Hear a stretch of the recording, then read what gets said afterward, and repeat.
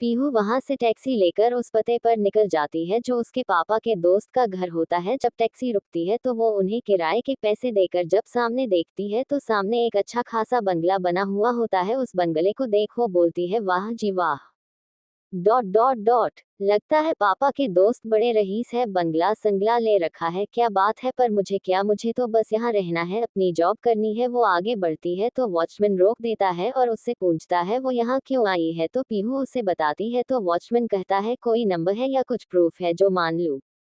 पीहू, देखो मुझे पता है ड्यूटी है पर ज्यादा चौधरी मत बनो समझे।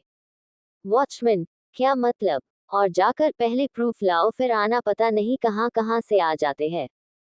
पीहू छोटी आंखें करके बोली, मुझे ऐसे बोला, रुको अभी के अभी बताती हूँ। इतना बोलकर वो अपने पापा को फोन करता है। पूरे स्वेग में वो वॉचमैन भी देख रहा होता है। पीहू फोन लगा देती है पर उसके पापा फोन नहीं उठाते हैं तो वो मन ही मन कहती है फोन तो उठाओ पापा वरना सॉलिड वाली बेइज्जती हो जाएगी। पर उसके पापा नहीं उठाते हैं फोन तो वो मन में कहती है, वाह जी वाह, मेरी बेइज्जती होना पक्का है। अब तो वो वॉचमैन भी उस पर हंसने लगता है और कहता है मैंने तो पहले ही बोला था। तभी इतनी ही देर में एक कार वहां आती है तो वॉचमैन गेट खोलने लग जाता है। जैसे ही वो कार अंदर जाती है तो उसमें से एक औरत उतरती है जो साड़ी पहनी हुई होती है। जब वो अंदर आती है तभी वो बाहर पीहू को खड़े पाती है तो वो वॉचमैन के पास जाकर कहती है, क्या हुआ और यह कौन है?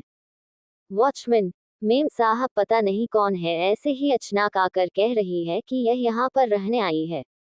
वो औरत उसे देखती है फिर पूछती है, आप कौन है, क्या नाम है आपका और यहाँ कैसे?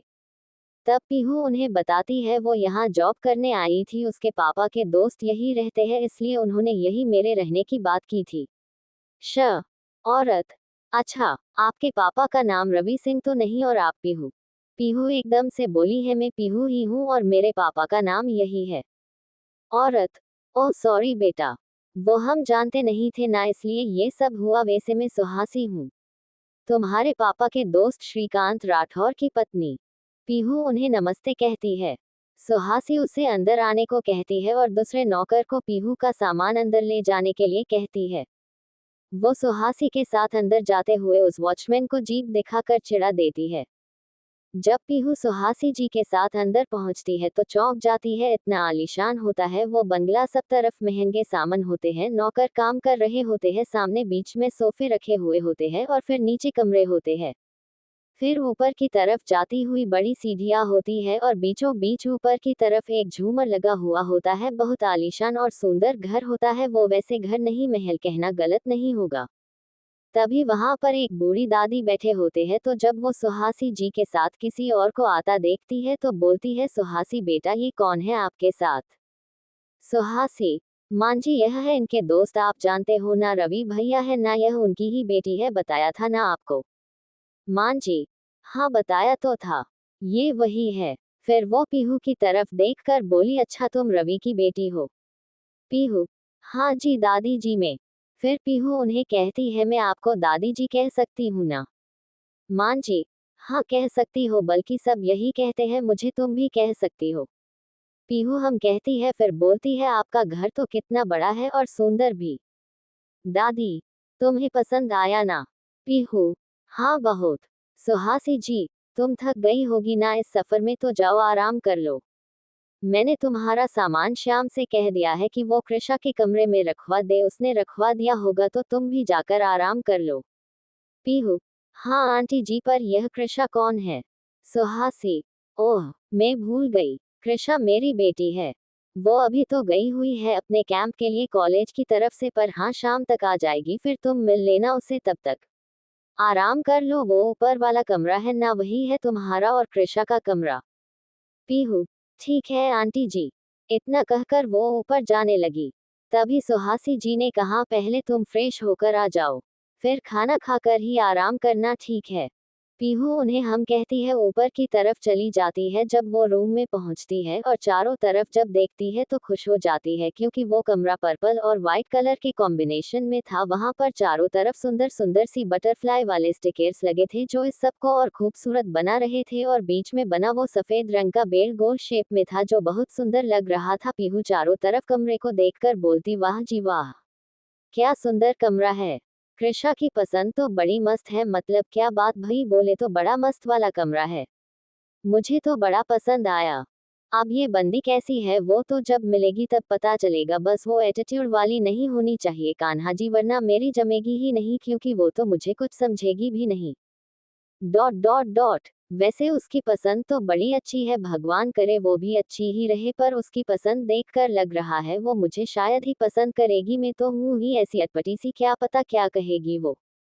फिर कुछ सोचकर पीहू कहती है, अरे पीहू बेटा छोड़, तुझे क्या करना है, जैसा भी नेचर होगा देख लेंगे, पर पहले मैं जाकर फ्रेश होकर खाना खाऊं, फिर फुल नींद लेऊं, वरना मुझे लग रहा है मेरे में एनर्जी नहीं है। चल बेटा पीहू हो जा शुरू, इतना कहकर वो फ्रेश होने चली जाती है।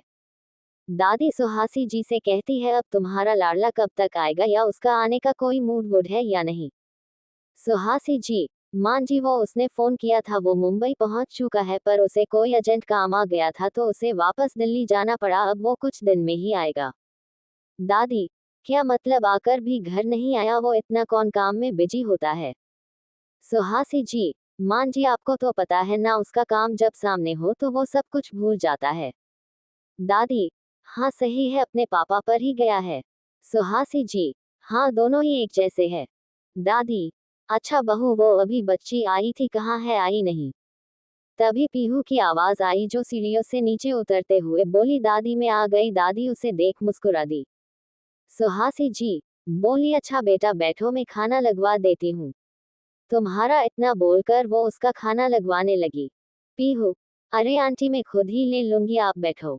सुहासी जी, नहीं बेटा बैठो, मैं करती हूँ, तुम अभी ही आई, चलो बैठो। फिर पीहू बिना जिद करे बैठ जाती है। सुहासी जी उसके लिए खाना लगवाती है, वो खाना खाते हुए कुछ भी नहीं बोलती है। दादी भी खाना खा रही होती है। खाना खाने के बाद दादी पीहू से कहती है, लगता है आप बड़ी शांत स्वभाव की है। पीहू ये सुनकर कहती है, अच्छा आपको ऐसा क्यों लगा। दादी, वो अभी तक आप कुछ बोली नहीं ना, इसलिए लगा।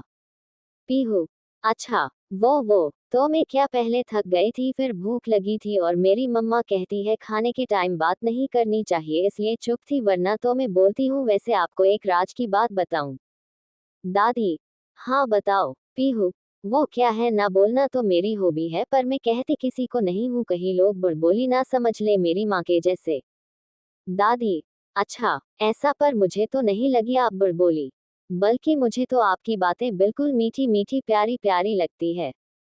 पीहू, अच्छा, वाह जी वाह, मतलब मैं आपको प्यारी लगती हूँ, एक सीक्रेट बताऊं। दादी, हाँ बताओ। पीहू, आप मुझे ना बड़े ही क्यूट लगते हो, बिल्कुल मेरी तरह, मतलब एकदम प्यारे प्यारे।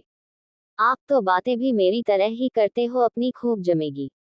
इतना कहकर पीहू दादी को हाई फाई दे देती है, पर दादी हाथ नहीं उठाती है तो पीहू कहती, ओह सॉरी, वो एक्साइटमेंट में दे रही थी हाई फाई। वो हाथ नीचे करती उससे पहले ही दादी भी हाई फाई कर देती है और कहती है, अब ठीक है, वो क्या है ना, आदत नहीं है ना, इसलिए। पीहू खुश होते हुए कहती है, ओह अच्छा कोई बात नहीं, मैं हूं ना, मैं सिखा दूंगी अपनी स्वेग वाली दादी को सब कुछ।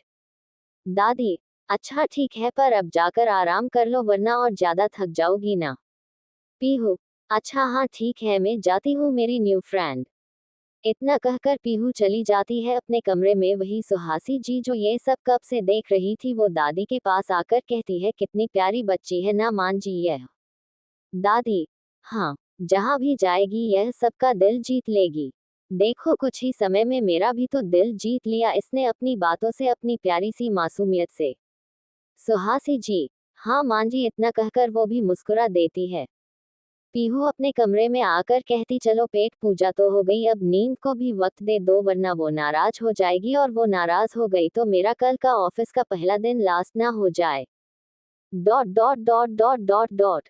इतना कहकर वो बेड पर जाकर सो जाती है और पीलो को हक करते हुए उसे कहती है, देखो पीलो भाई, मुझे सुबह जल्दी उठा देना मुझे। Dot dot dot. मेरी मम्मी कहती है जब भी जल्दी उठना हो तो रात में पिलो को कहकर सोया कर, सुबह वो तुझे जल्दी उठा देगा। वो बात अलग है कि कभी तुम उठाते ही नहीं हो, पर कल उठा देना, भरोसा कर रही हूँ तुम पर, वरना कटी हो जाऊंगी मैं तुमसे, ठीक है। अब मैं सोऊं, तुम मुझे उठा देना, वरना मैं हूँ और एक तुम हो, देख लूंगी अच्छे से। फिर वो इतना कहकर तकिए को हक करते हुए सो भी गई और कुछ मिनटों में उसे नींद भी आ गई थी। कोई एकदम से पीहू के कमरे का दरवाजा खोलता है। शाम के समय पूरा कमरा अंधेरे में होता है, बस उस कमरे में जो बटरफ्लाई स्टिकर्स थे वही चमक रहे थे अंधेरे की वजह से। जो सुंदर लग रहे थे। वो इंसान अंदर आया और अंधेरे में अपने हाथ में पकड़ा बैग साइड में फेंका, तभी उसे कुछ बड़बड़ाने की आवाज आई।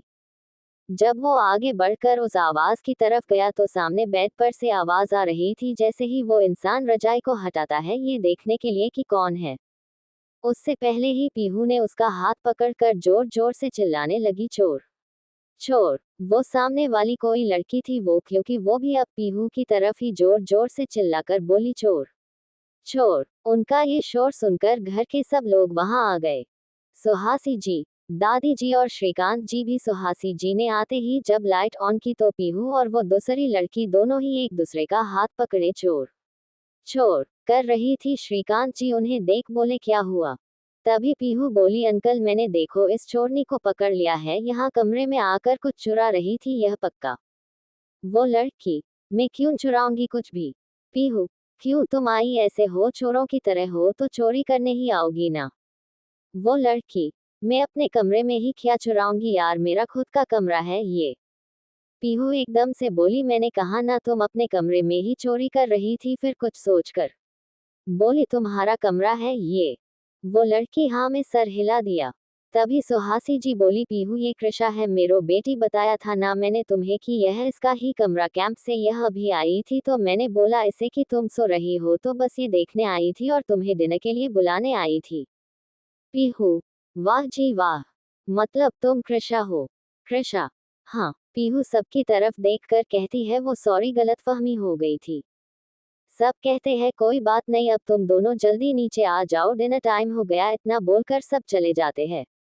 पीहू कृषा की तरफ देखकर बोलती है, वो सॉरी गलती से हो गया, सब अचानक से हुआ, वरना मैं नहीं कहती कुछ, तुम एकदम से आई और आते ही यहाँ ऐसे आई तो मुझे लगा चोर है। कृषा उसकी बात सुनकर बोली, गलत कहा तुमने? पीहू, मतलब कृषा चोर नहीं, चोरनी हूं मैं, इतना कहकर वो हंसने लगी तो पीहू भी उसके साथ हंसने लगी। तभी कृषा बोली, तुम इतना कैसे बोलती हो? पीहू, सिंपल है मुंह से। कृषा हंसते हुए कहती है, तुम्हारी और मेरी खूब जमेगी तब तो, क्योंकि मुझे भी शांत शांत अच्छा नहीं लगता है। पीहू, वाह जो वाह, ये तो बड़ा अच्छा है। एक बात बताऊं, मुझे लगा था कि तुम ना एटीट्यूड वाली होगी, लेकिन तुम तो मेरी ही प्रजाति की हो यार। कृषा, एटीट्यूड मतलब मैंने तो ऐसा कुछ किया ही नहीं। पीहू, अरे तुमने कुछ नहीं किया, वो एक तो ये कमरे का कलर और बाकी मेरी इमेजिनेशन ने इतना सोच लिया, बाकी अब तो मुझे पता है तुम तो बिल्कुल मेरी जैसी ही हो। कृषा, हाँ सही है। आप चलो डिनर के लिए, वरना मम्मा हम दोनों को डांटेंगे। पीहू, हाँ चलो, इतना कहकर वो दोनों ही नीचे डिनर करने चली जाती है।